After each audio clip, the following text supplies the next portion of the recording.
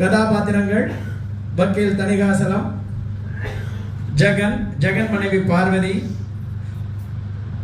மோகன் மனைவி சுமதி மற்றும் அவர்கள் இருவரின் தாயார் காமாட்சி அம்மாள்.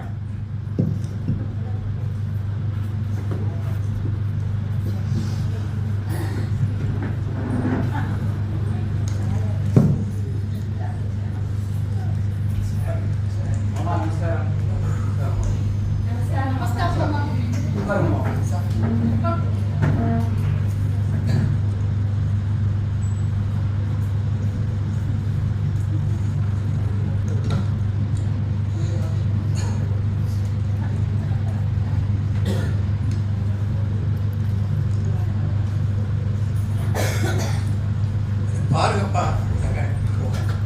சொல்லுங்க மாமா. நமஸ்காரம். என் அருமை நண்பர் உங்க அப்பா நாராயணன் முன்னால உயில் எழுதி வச்சுருக்காருப்பா. அந்த உயிலை நான் இப்போ படிக்க போறேன். அவர் எனக்கு ஒரு பெஸ்ட் கிளைண்ட்டு. அவர் எனக்கு ஒரு பெஸ்ட் ஃப்ரெண்டு மாத்திரமா, ஒரு நல்ல கிளைண்ட் ஆல்சோ. ரொம்ப தர்ம சிந்தனை உள்ளவர், பெரிய ஆன்மீகவாதி. அவர் எனக்கு ஆக்சுவலாக நான் அவர் ரோல் மாடலாகவே நினச்சிருக்கேன். Unfortunately is not with us. ஆனால் அந்த உயிரை படிக்கணும்னு ஆசைப்படுறேன், உங்கள்கிட்ட சொல்லணுங்கிற. அதுபடி நீங்கள்லாம் சௌகரியமாக ஹாப்பியாக வாழ்ந்தீங்கன்னா எனக்கு ரொம்ப பெருமையாக இருக்கும்பா. சரி மாமா, படிங்க மாமா. மாமா பக்கத்துல வச்சிட்டு பேசுங்க. மைக்க பக்கத்துல வச்சிட்டு. சரி வக்கீல், நான் தான். உங்க அப்பா தன்னுடைய அசையும் சொத்து அசையா சொத்து இரண்டையும் 2 பங்காக பிரித்திருக்கிறார். அதன்படி அசோக நகர் வீடு பெரிய பையன் ஜெகனுக்கும், அண்ணா நகர் வீடு மோகனுக்கும் தரப்படுகிறது. மேலும் கொரட்டூரில் உள்ள 10 சென்ட் நிலம் மூத்த பையனுக்கும், அதற்கு இணையாக காமாட்சி அம்மாள் வசமுள்ள நகைகள் இளைய தரப்படுகிறது.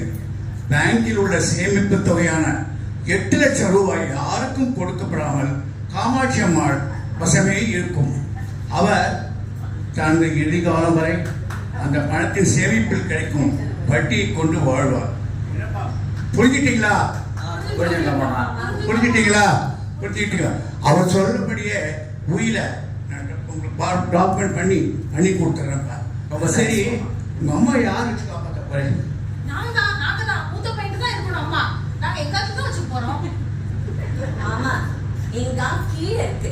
அதனால அம்மாக்கு மாடி ஏறி சிரமப்பட வேண்டாம். அதனால கிரவுண்ட் ஃப்ளோர்ல இருக்கிறதுனால நாங்க வச்சுக்கிறோம். அம்மா.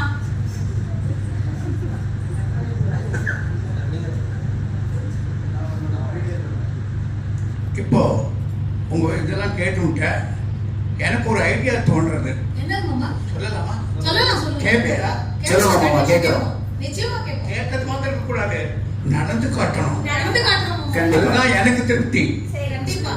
ஒரு மாசம் ஜெகநாத்திலையும், இன்னொரு மாசம் மோனாத்தையும் இருக்கட்டும். மாசம் மாறி உங்க அம்மாக்கு இருந்தானா உங்க அம்மாவுக்கு சந்தோஷமாகவும் இருக்கும், தனிமையை ஃபீல் பண்ண மாட்டா.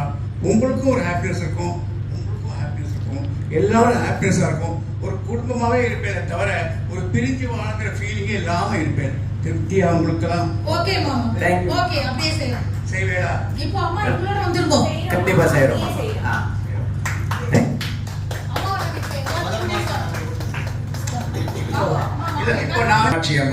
காமாட்சி அம்மாள் உள் வீட்டில் இருக்கிறார். முன் ஹாலில் இவர்கள் இருவரும் பேசிக் கொண்டிருக்கிறார்கள்.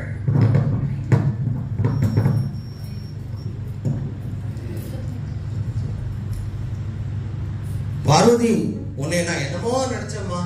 நீ எங்க அம்மா மேல இவ்வளவு பாசம் வச்சிருப்பேன்னு நான் நினைச்சு கூட பார்க்கல. நம்மாத்து வாங்கி கூட்டுட்டியே, ரொம்ப பெருமையா இருக்குமா உன்னை. ரொம்ப உச்சி கொழுந்து போயிடாதீங்க. இப்போ உங்க அம்மாட்ட 8 லட்சம் ரூபாய் இருக்கு, அது முக்கியம். இப்ப நமக்கு புரியுதா? என்னடி சொல்ற? என்ன சொல்ற? உங்க வக்கீல் பிரிச்சு கொடுத்தா 2 வீட்டையும் ஆளுக்கு ஒதுனா, நமக்கு எங்கயோ கிடக்கிற தரிசனத்தை கொடுத்துட்ட. சுமதி சாமர்த்தியமா நகையெல்லாம் வாங்கிட்டு போயிட்டா. இந்த நரிசனத்தை வச்சு நாக்காய ஒழிக்கிறது. 8 லட்சம் ரூபாய் உங்க அம்மாட்ட இருக்கு, அதை முதல்ல நம்ம ஆட்டையே போடணும். உன்னை திருத்தவே முடியாது ரீட்டா. இப்படி ஒண்ணு சொல்லிருக்கோம். அம்மா வாங்க வாங்க. உட்காருங்கம்மா. அம்மா உட்காருங்க. இவ்வளவு நாள் நீங்க பரபரப்பா ஏங்கிட்டு இருந்தேன், எல்லா வேலையும் செஞ்சுட்டு இருந்தேன். இனிமே உங்களுக்கு கொஞ்சம் வேலை இல்லைன்னா என்ன பண்றது? உங்க உடம்ப ஃபிட்டா வச்சுக்கணும், அந்த கவலை எனக்கு ரொம்ப இருக்குமா. நீங்க ஒரு சின்ன சின்ன வேலை செஞ்சு எனக்கு கொஞ்சம் ஹெல்ப் பண்ணீங்கன்னா ரொம்ப சௌகரியமா இருக்குமா. என்ன சொல்றீங்க? யாருக்கு பண்ண போறேன்? உங்களுக்கு தானே பண்ண போறேன். நம்ம குழந்தைகளுக்கு நான் பண்றேம்மா. அம்மா ஒண்ணு சொல்ல வந்துட்டேனே, இப்பெல்லாம் உங்க பிள்ளைக்கும் உங்க பேரனுக்கும் என் சமையலே பிடிக்க மாட்டேங்குது. சாம்பார் வச்சா எங்க அம்மா வச்ச மாதிரி இல்லைன்றா, பொரியல் வச்சா எங்க அம்மா வச்சது மாதிரி இல்லைன்றா. 2 பேரும் இழைச்சிட்டே வராங்க.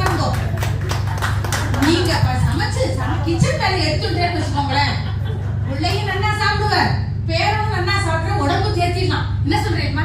இப்ப பண்றேம்மா. நீ சொல்லி நான் முடியாம இருப்பேனம்மா. எனக்கு எல்லாம் பண்ண முடியுமா? ரொம்ப தேங்க்ஸ்மா. இனிமே நீங்க தான் கிச்சனை பாத்துக்க போறேன்.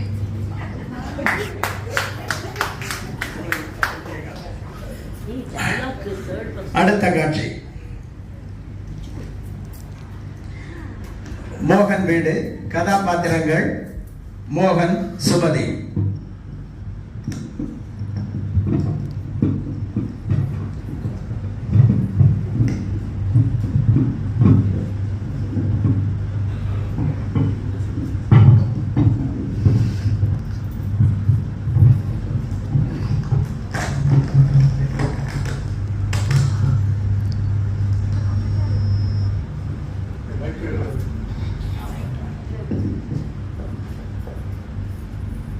மனைவி அமைவதெல்லாம்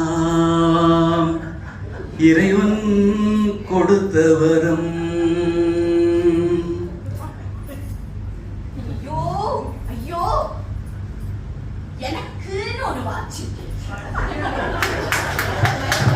எந்த இடத்தையும் பேச தெரியும். அண்ணாவை கண்டா ஒரு பயம். இப்படி ஒரு ஜன்மம். அடியே சுமதி என் சுந்தரி,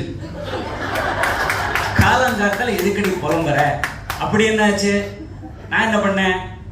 நீங்க தான் ஒன்றும் பண்றது இல்லையே, அதனால தானே நான் புலம்புறேன். புதிர் போடாதடி, புரியற மாதிரி சொல்லு. என்ன விஷயம்?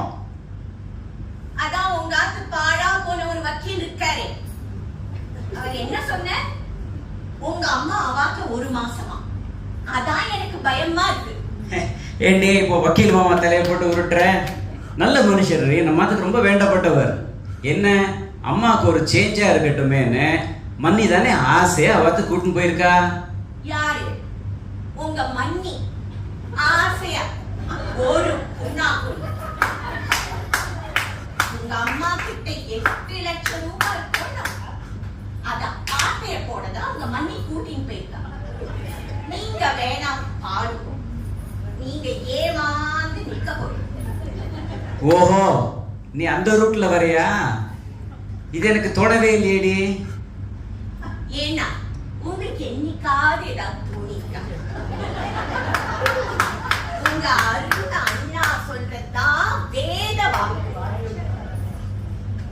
நான் தான் சொல்றேனே, நீங்க என்னைக்காவது சுயமா ஏதாவது யோசிச்சுட்டீங்களோ?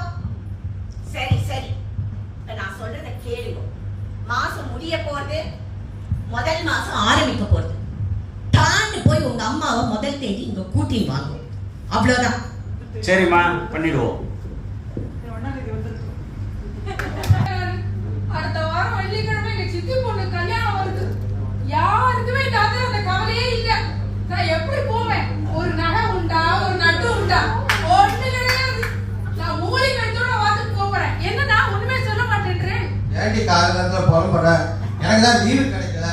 நான் சொல்லிட்டேன், நீ போயிட்டு வர வேண்டியதான் கல்யாணத்துக்கு. எப்படி போறதுன்னு தான் கேக்குறேன். எங்க சித்தி அதுல எவ்வளவு கௌரவம் தெரியுமா? நான் அந்த மொட்டை கழுத்தோட போய் நின்னா என்ன வழிச்சுட்டு சிரிப்பா. இப்ப என்ன பண்ணுங்கிற? என்ன பண்ணணுமா? இந்த வக்கீல் எழுதும் போதே 2 வீடையும் பிரிச்சு கொடுத்த, நான் சுமதி மாதிரி சாமர்த்தியமா இருந்தேன்னா அவ்வளோ நகையை அவ வாங்கிட்டு போயிட்டா. எனக்கு ஏதாவது வழி சொல்லுங்க. எனக்கு ஏதாவது நகை வேணும். நான் எப்படி கல்யாணத்துக்கு போவேன்? என்ன பண்ணுங்கிற? எந்த காரணம் கொண்டு நீங்க இப்ப என்ன பண்ணணும்னா, நமக்குன்னு உங்க அப்பா கொடுத்துருக்காரு தரிசு வேணும், அதை வித்துருவோம். வித்துட்டு 2 நகை வாங்கிட்டு வாங்க. அப்பதான் நமக்கு ஏதாவது ஒரு கௌரவம் கிடைக்கும். புரிஞ்சுதா? ஜெகன் அந்த நிலத்தை மாத்திரம் வித்துறாட. ஏமா? ஜெகன் அப்பா அத வேர்வை சிந்தி அந்த காலத்துல ரொம்ப கஷ்டப்பட்டு வாங்கியிருக்க. அந்த நிலத்தை மாத்திரம் வித்துடாதீங்க. உனக்கு ஏதாவது அறிவு இருக்கா? நம்ம அப்பா, எங்க அப்பா கஷ்டப்பட்டு சம்பாதிச்சு அந்த அவரோட கௌரவமே அதுதான் இருக்கு. அதை போய் இருக்க சொல்றேன். ஆமா, உங்க அப்பா செத்து போன அப்பாவோட கௌரவம் ரொம்ப முக்கியம். ஏன் கௌரவம் முக்கியம் இல்லையா? நான் எப்படி அந்த கல்யாணத்துக்கு போறேன்? உன் கௌரவம் எங்களுக்கு ரொம்ப முக்கியமா. எப்படிமா? நகைக்கு வழி சொல்லுங்க. எனக்கு ஒரு வழி தோன்றது, சொல்லட்டும் மாமா. சொல்லுங்க சொல்லுங்க. இப்போ ஜெகனும் மோகனும் என்னை நன்னா வச்சுட்டு இருக்கா. எனக்கு ஒரு செலவு இல்லை. சாப்பாடு போட்டு என்னை நன்னா பார்த்துக்கிறேன். என் பேர்ல 8 லட்சம் ரூபாய் இருக்கணும். அந்த 8 லட்சம் ரூபாவை நான் உங்க ஜெகன் பேர்ல மாத்தி கொடுத்துடுறேன். ஜெகன் அந்த 8 லட்சம் ரூபாயை எடுத்து நகையை வாங்கி அவளை பார்வதிய சந்தோஷமா வச்சுக்கோப்பா. அது கரெக்ட்டுமா. பாப்பா எனக்கு என்னமோ இது சரியா தோணலம்மா. நீங்க என்னமோ சொல்றேன், அதனால நான் கேட்கிறேன். வீடு கதாபாத்திரங்கள் மோகன் வீடு கதாபாத்திரங்கள் மோகன், சுமதி.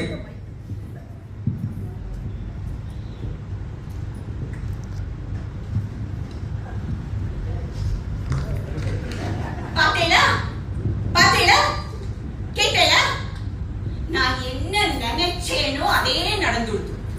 ஏண்டி, நீ கொடுக்குற வெந்நீர் தான் காஃபின்னு மனசை தேத்திண்டு காலங்காலத்தால நிம்மதியா ஹிந்து படிக்கலாம்னா படிக்க விட மாட்டேங்கிறியே. அப்படி என்ன ஆச்சு காத்தால? கேளுங்க, என் ஃப்ரெண்ட் வனஜா இருக்காளோ, அதான் உங்க அருமை அண்ணாமணி வீட்டு பக்கத்துல இருக்காளே, அவ காலங்காத்தால போன் பண்ண. பயந்தா மாதிரியே நடந்துடுது. எந்த வனஜாடி? மூக்கு மொழியுமா இருப்பாளே, நல்ல கலரா?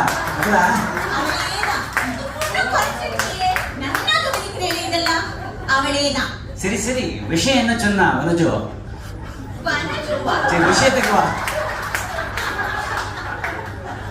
வனஜா போன் பண்ணி என்ன சொன்னா, உங்க அருமை அண்ணாமணி இருக்காளே, பஞ்சப்பாட்டு பாடி பாடி உங்க அம்மா தலைய தடவி தடவி 8 லட்சத்தையும் அப்படியே முழுங்கிட்டா. எப்படி அழுது எப்படி சாதிச்சுட்டா அவங்க மன்னி. நான் பயத்துல மாதிரியே நடந்துடுத்தேன். சரி விடு, பகவத்கீதாலேயே என்ன சொல்லிருக்கு? யாருக்கு என்ன பிராப்தமோ அதுபடிதான் நடக்கும். இனிமே என்ன செய்யறது? பகவத்கீதாவாது பக்கத்தாட்டு கீதாவாது. இன்னமே நான் என்ன செய்ய போறேன்றீங்க? இன்னமே தான் செய்யணும். நான் சொல்றபடிதான் நீங்க செய்யணும். பாருங்க, நல்லா கேட்டுக்கோங்க. உங்க அம்மாவை இங்க கூட்டிட்டு வர முடியாதுங்க. உங்க அம்மா ஒரு வேலையும் பண்ண முடியாது. ஏன்னா அவங்களால பண்ண முடியறதில்லை. அதனால பிரயோஜனம் இல்லை. நான் என்ன சொல்றேன்னா, உங்க அருமை அண்ணா இருக்காரோன்னு உங்க அவாத்துக்கு போய் கலந்து ஆலோசிச்சு ஒரு முதியோர் இல்லத்தை கொண்டு போய் விடணும்னு கேளுங்க. பாருங்க, சுமதி சொல்லி அனுப்பிச்சான்னு ஒண்டி உங்க மன்னி கிட்ட சொன்னேன். புரியுதா? என்ன நான் சொல்றது புரியுதா? நான் சொல்றத ஒண்டி கேட்கலன்னு வச்சுக்கோங்க, பத்திரக்காரியாயிடும். இப்ப மட்டும் சாந்த லட்சுமியா? இல்ல டார்லிங், இப்பவே கிளம்பி போய் அண்ணாவை பார்த்துட்டு வரேன்.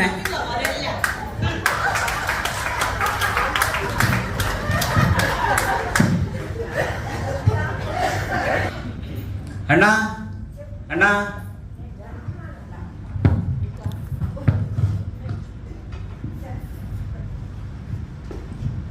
வாப்பா மோகன், வாப்பா.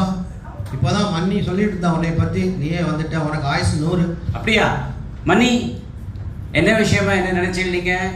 ஆமாப்பா, இப்போ உங்க அம்மாவுக்கு வயசாயிடுது. இனிமே அம்மாவை ஆத்துல வச்சுக்க முடியாது. அவளால ஒரு வேலையும் செய்ய முடியல. நாங்க வேற 3வது மாடியில இருக்கோமா, கோவிலுக்கு போயிட்டா வந்தா கூட அவளால படி ஏற முடியல. என்ன செய்யறது? உங்க அண்ணன் கிரவுண்ட் ஃப்ளோர்ல இருக்கணும். பேசாம இனிமே அம்மாவை பெர்மனண்டா உங்க ஆத்துல வச்சுக்கோங்க, அதான் சௌரியம். என்ன சொல்றப்ப?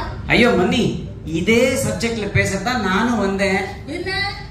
இப்போ நம்ம பசங்க எல்லாம் பெரியவள் ஆயிட்டு வரா, அவளுக்கு டியூஷன் கிளாஸ், எக்ஸ்ட்ரா ஆக்டிவிட்டிஸ், நம்ம லைஃபே மெக்கானிக்கலா போயிட்டு இருக்கணும். இனிமே அம்மா வச்சு பாத்துக்கிறதெல்லாம் கஷ்டம். சுமதி கூட ஒரு நல்ல ஐடியா சொன்னா, அவளை கொண்டு முதியோர் இடத்துல சேர்த்துடலாமேன்னு சொன்ன மன்னி. நான் சொல்றேன்னு நினைச்சுக்காதப்பா, சுமதிக்கு அவ்வளவு போறாது.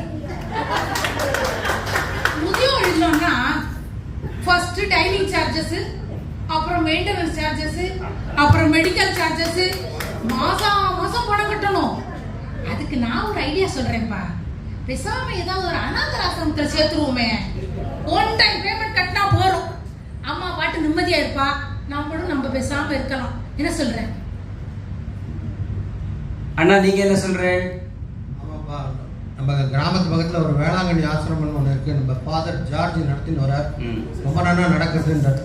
ஓ, நீங்க வந்து ஃபாதர் மோசஸ் பத்தி சொல்றேன். அன்னை வேளாங்கண்ணி அனாதை இல்லம்மா, நானும் கேள்விப்பட்டிருக்கேன். அங்க வந்து நல்லா பாத்துக்கிறாளா எல்லாரையும். அங்க குழந்தைகள் இருக்கா, அப்புறம் பெண்மணிகள் இருக்கா, வயசானவா இருக்கா, விதவைகள் இருக்கா, இது இல்லாம மனநல பாதிக்கப்பட்டவாழ்லாம் இருக்கா. எல்லாரையுமே நல்லபடியா பாத்துக்கிறாளாம். ஆனா நீங்க 2 பேரும் சொல்றேன், நான் என்னைக்குமே நீங்க சொல்றதை கேட்டுருவேன். அதனால அப்படியே பண்ணிடலாம். ஆமா, அம்மா எங்க? அம்மா, அம்மா இங்க வாங்க. அம்மா எப்படிமா இருக்க? என்னம்மா இப்படி இழைச்சு போயிட்டு நீ? அம்மா நீ எங்க 2 பேராத்தையும் வேலை பண்ணி பண்ணி உடம்பே ஓடா தேஞ்சு போயிட்டுமா. நானும் அண்ணாவும் இப்பதான் அதை பத்தி பேசிட்டு இருந்தோம். ஒரு வசதியான இடம் சொல்லியிருக்காருன்னா, அங்க வந்து நீங்க வேலைக்கு உங்களுக்கு டான்னு காஃபி சாப்பாடெல்லாம் கிடைச்சிடும். உங்களுக்கு பாதுகாப்பு செக்யூரிட்டி எல்லாம் கவலையே இல்லை. அது மட்டும் இல்லாம உங்க ஏஜ்ல நிறைய ஃப்ரெண்ட்ஸ் கிடைப்பாங்க உங்களுக்கு. நீங்க ஒண்ணு பண்ணுங்க, போய் உங்க துணிமணி எடுத்துக்கோங்க. ஒன்றும் அழாதீங்கம்மா, இது ரொம்ப சாதாரண விஷயம். துணிமணி எடுத்துக்கோங்க, ஆதார் கார்டு எடுத்துக்கோங்க, உங்க மொபைல் போன் சார்ஜ் எடுத்துக்கோங்க. நானும் போய் சுமதியை கூட்டின்னு வந்துடுறேன். நம்ம எல்லாருமே போய் பார்த்துட்டு வரலாம். சரியாம்மா? சரிம்மா, போலாம்மா, போய் பார்த்துட்டு வரலாம். நீங்க 2 பேரும் என்ன சொல்லணும்னு கேட்கிறேன்ப்பா. நீங்க நன்னா இருக்கோ, குழந்தைகளை நன்னா பார்த்துக்கோங்க. நீங்க உங்களையும் நல்லா பார்த்துக்கோங்க. கண்டிப்பா. குழந்தைகளை நன்னா பார்த்துக்கோமா.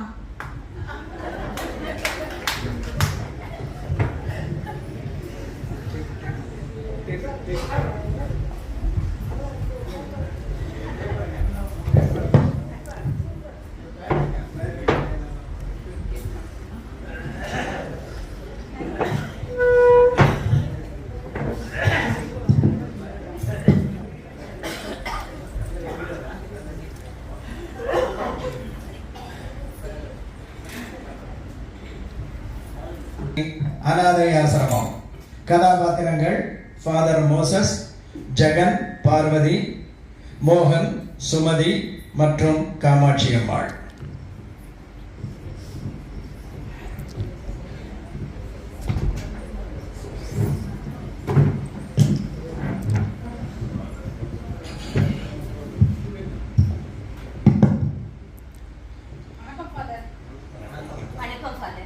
எங்க ஆசிரமத்தை பத்தி நீங்க கேள்விப்பட்டு இவ்வளவு தூரம் வந்ததுக்கு ரொம்ப சந்தோஷமா. நாங்க இங்க எல்லாரையும் ரொம்ப நல்லபடியா தான் பாத்துக்கிறோம். ஆனா இதுக்கு சில ரூல்ஸ், சட்டத்திட்டங்கள்லாம் இருக்கு, உங்களுக்கு தெரியும் நினைக்கிறேன். திரும்பவும் சொல்றேன், இங்க நாங்க அனாதைகளை மட்டும்தான் வச்சுக்கிறோம். இப்ப நீங்க கூட்டிட்டு வந்திருக்கீங்களே, அவங்க அனாதை தானே? எங்களுக்கு தூரத்து சொந்தம். ஆனா சமீபத்துல தான் அவ கணவரை இழந்துட்டாங்க. ஓ அப்படியா? அப்போ சரி. அப்போ ஒன்று செய்யுங்க, நீங்க இந்த ஃபார்மை ஃபில்அப் பண்ணி கொடுத்துருங்க. அப்புறம் நீங்க 2 பேரும் கலந்து அலசிட்டு உங்களுக்கு முடிஞ்ச அளவு ஏதாவது ஒரு நன்கொடை, டொனேஷன், ஒன் டைம் பேமெண்ட் கொடுத்தா போதும். இங்க நாங்க அவளை சௌகரியமா பார்த்துருக்கோம். ஓகே சார், பே ட்ரான்ஸ்ஃபர் பண்ணிடுறோம். சரி, எழுதுங்க. முதல்ல நீங்க ஃபார்மை ஃபில்அப் பண்ணி தாங்க. ரோசி, அந்த அம்மாவை உள்ள கூப்பிட்டு வாங்கம்மா. Okay okay.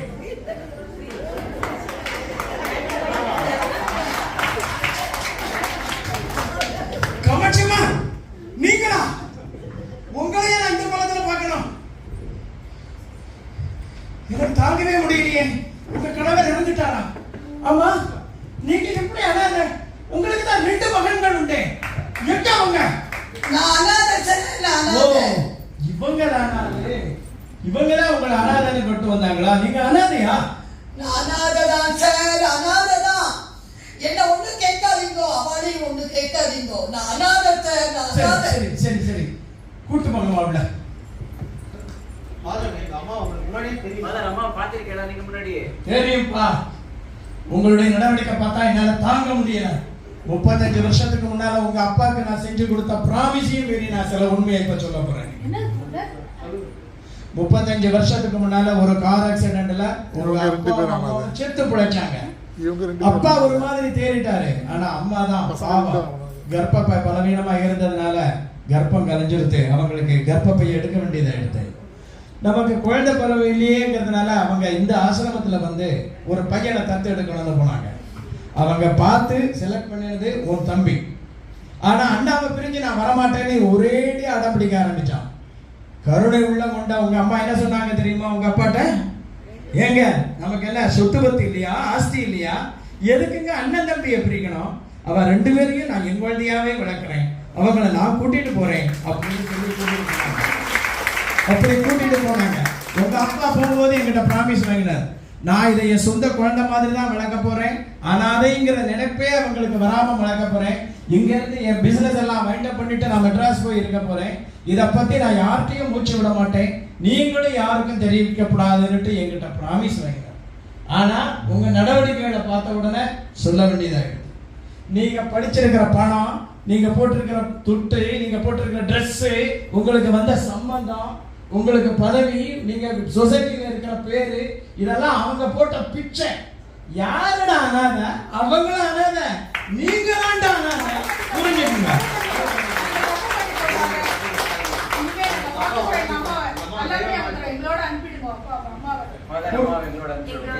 சரி கூட்டு போங்க.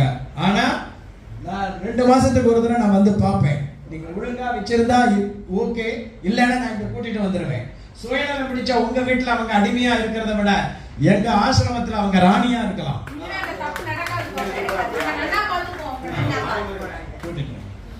அம்மா இவங்க தெரிஞ்ச மாதிரி தான் தெரியுது. சோ நீங்க வந்து அவங்க கூட போய் இருங்க.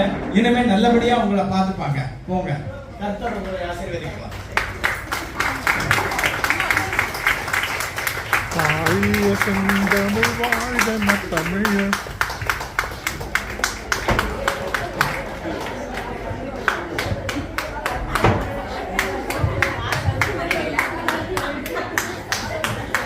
இதோ இந்த வீடு இப்போது குதூகலமாக இருக்கிறது. ஏனென்றால் இப்போது இது ஜெகன் வீடு, மோகன் வீடு அல்ல, இது காமாட்சி அம்மாளின் வீடு. அவள் வைத்ததுதான் இப்போது சட்டம். திருந்திய இந்த 2 மகன்களும் அவளை ஆனால் இதுபோல எத்தனையோ குடும்பங்கள் இருக்கின்றன. இப்போது உள்ளவர்கள் எல்லாம் வயோதிகர்களை பந்தாடுகிறார்கள். அவர்கள் சுமையல்ல, சுகம். அவர்கள் வாழ்க்கையிலே பல மேடு வெள்ளங்களையும் ஏற்ற இறக்குகளையும் கண்டவர்கள். அவர்களது அனுபவ அறிவுக்கு முன்னால் உங்களுடைய திறமையும் படிப்பும் தூசுக்கு சமம். நீங்கள் பணத்தை தான் பிரமாதமாக கருதுகிறீர்கள், ஆனால் அவர்களோ பாசத்தை முதன்மையாக கருதுகிறார்கள். நீங்களே முடிவு செய்து கொள்ளுங்கள். வெற்றி பெறப்போவது பணமா பாசமா? பணமா பாசமா? பணமா பாசமா? வணக்கம்.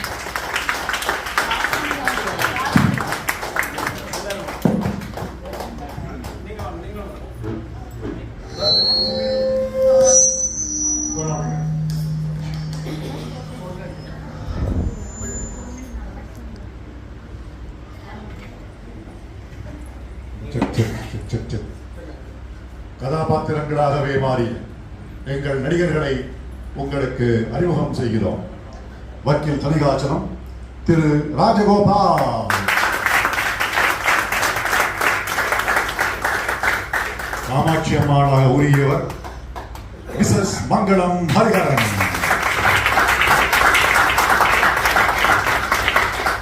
மனம் திருந்திய மைந்தர் ஜெகன் மிஸ்டர் பாலகுமார், மிஸ்ஸஸ் பார்வதியாக மிஸ்ஸஸ் லதா பாலகுமார், மோகனாக மிஸ்டர் கார்த்திக், இளைய மருமகள் சுமதி திருமதி திருமலா அவர்கள் மனம் திறந்த காரணமாக இருந்த ஃபாதர் மோசஸாக மிஸ்டர் கண்ணன், ஜோசியாக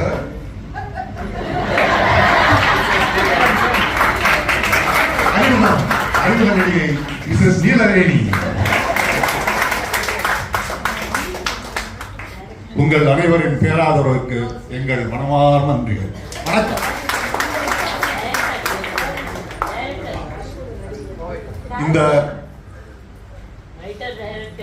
இந்த நாடகத்தின் திரைக்கதை, வசனம், டைரக்ஷன் மிஸ்டர் கண்ணன்.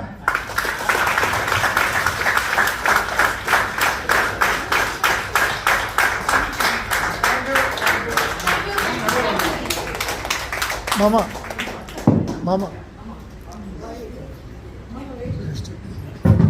வாழிய செந்தமிழ் வாழன தமிழர், வாழிய பாரத மணி திருநாடு, வாழிய செந்தமிழ் வாழன தமிழர், வாழிய பாரத